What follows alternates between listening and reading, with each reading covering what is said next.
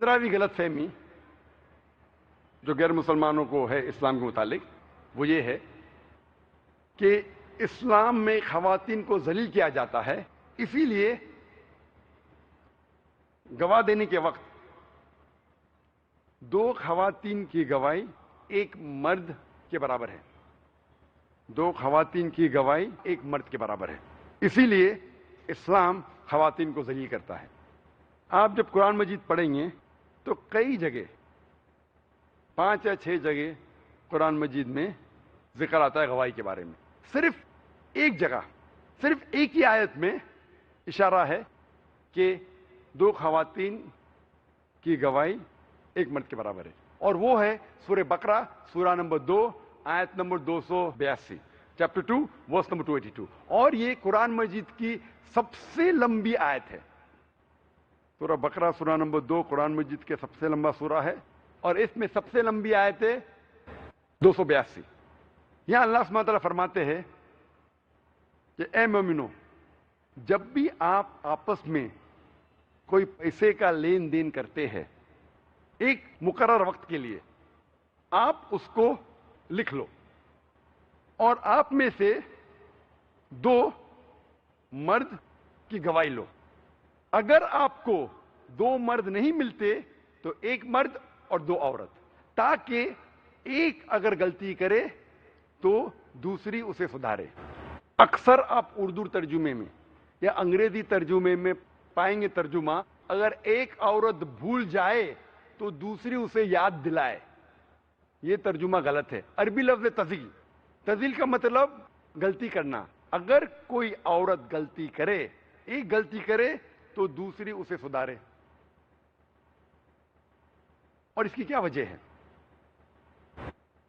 इसकी वजह यह है कि इस्लाम में जितनी भी माशी जिम्मेदारी है, all the financial aspect is laid on the shoulders of the man. जितनी माशी जिम्मेदारी इस्लाम में है वो मर्दों के कंधों पे डाली अल्लाह सुब्हानहू व तआला ने। औरतों को एक भी पैसा कमाने की जरूरत नहीं अपनी जिंदगी को बसर करने के लिए, एक भी पैसे कमाने की जरूरत नहीं। और औरत के शादी के पहले वालिद और उसके भाई की जिम्मेदारी है, और औरत के शादी के बाद उसके मर्द और उसके बेटे की जिम्मेदारी है कि वो उसकी सारी माशी जिम्मेदारी का ख्याल रखे।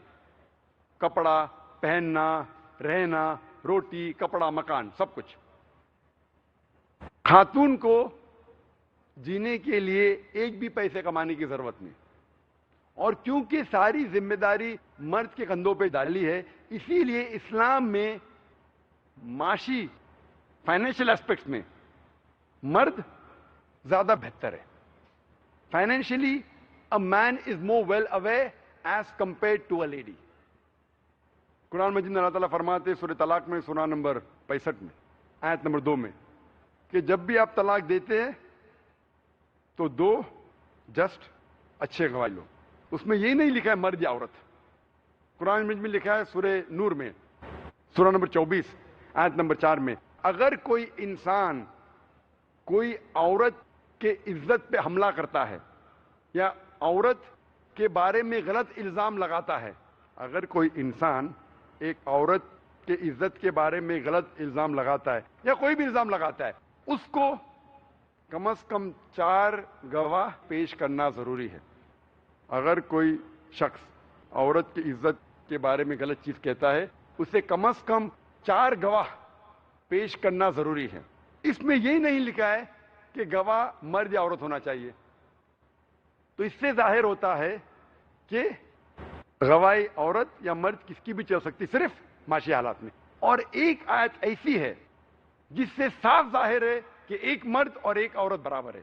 वो है सूरह नूर सूरा नंबर 24 आयत नंबर 6 से 10 तक के, जहां लिखा है अगर कोई आदमी अपनी अहलिया, अपने बीवी के बारे में कुछ गलत कहता है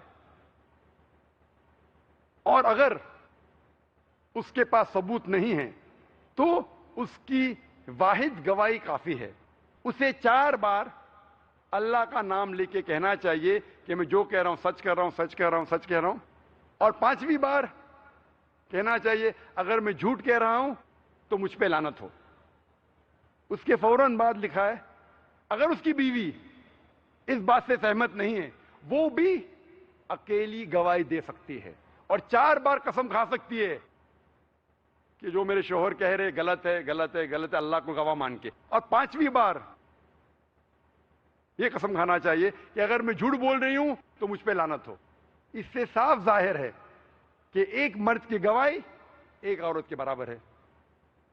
اسی لیے فقہا کہتے ہیں کہ صرف معاشی حالت میں جب کانٹریکٹ سائن ہوتا ہے اور اس وقت گواہی کے معاملات میں ایک مرد 2 عورت کے برابر ہے، اور کچھ فقہا کہتے کہ مرڈر کے معاملات میں، قتل کے معاملات میں، کیونکہ عورت کا ذہن ذرا ان مرڈر کے معاملات میں کمزور ہے، اسی لیے ایک مرد 2 عورت کے برابر ہے۔